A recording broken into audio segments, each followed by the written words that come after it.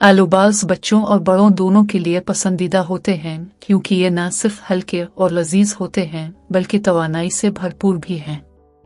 Meshed आलू बाल्स की तरकीब।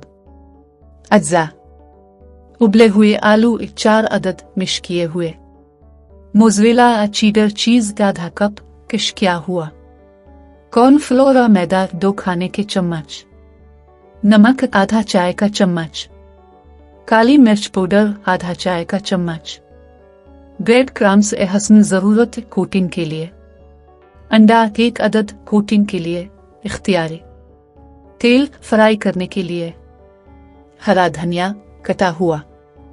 तरकीब: 1 प्याले में उबले हुए आलू, चीज, नमक, मिर्च, कॉर्नफ्लोर और हरा धनिया, लाल मिर्च डालकर अच्छी तरह मिक्स करें। इस मिक्सचर के छोटे छोटे बॉल्स बनाएं। हर बाल को फेंटे हुए अंडे में डुबोकर ब्रेड क्रम्स से कोट करें। एक कढ़ाई में तेल गर्म करें और आलू बॉल्स को गोल्डन ब्राउन होने तक फ्राई करें।